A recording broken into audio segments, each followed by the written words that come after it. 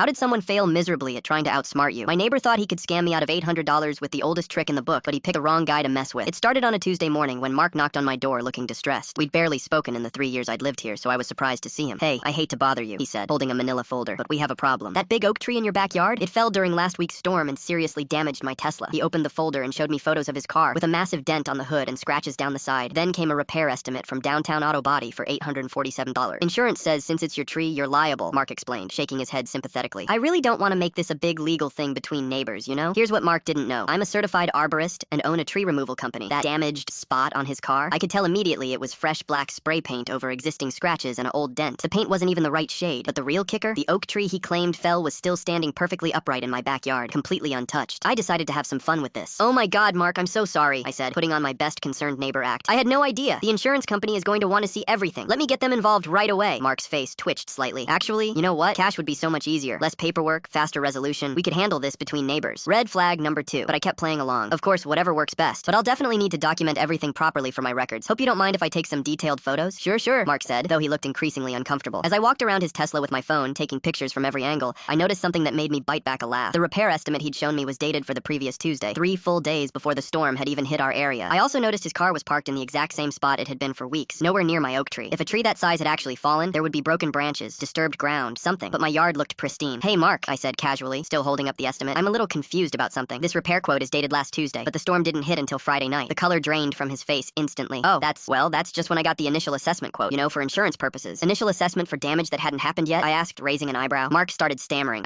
I was planning to get it looked at anyway, and then when the tree fell, I pulled out my phone and opened my security camera app. "Want to see something interesting? I've got footage of my backyard from the entire storm." Mark went completely silent as I showed him the video. Clear as day, you could see my oak tree standing firm through the whole storm. No falling, no damage, nothing. His Tesla wasn't even visible in the frame because it was parked too far away. "The tree never fell, Mark. And looking at this footage, your car had those exact same scratches and that dent 3 weeks ago. I can see them in the older recordings." Mark's mouth opened and closed like a fish. There must be some mistake." "The only mistake," I said, "was thinking you could scam someone who removes trees for a living. I know what storm damage looks like, and I definitely know when a tree hasn't fallen." Mark grabbed his folder and started backing toward his house. "Look, maybe I was confused about which tree. There's no confusion here. You tried to defraud me with fake damage and a predated estimate. That's insurance fraud, Mark." He practically ran back to his house without another word. But the story doesn't end there. 2 days later, I'm trimming hedges in my front yard when I see Mark approaching Mrs. Brooks's house 3 doors down with the same manila folder. The elderly widow who lives alone. I couldn't let that slide. I grabbed my phone, walked over, and arrived just as Mark was explaining how her maple tree had fallen and damaged his car. "Hey, Mrs. Brooks," I called out cheerfully. "Mark's about to show you the same fake photos and predated repair estimate he tried to scam me with on Tuesday. The tree he's claiming fell is still standing in my yard, and his car's been damaged for weeks." Mark's face went bright red as I showed Mrs. Brooks the security footage on my phone. "I think you should leave now, Mark," Mrs. Brooks said firmly, "before I call the police. Mark hasn't made eye contact with me since. His Tesla still has those same scratches."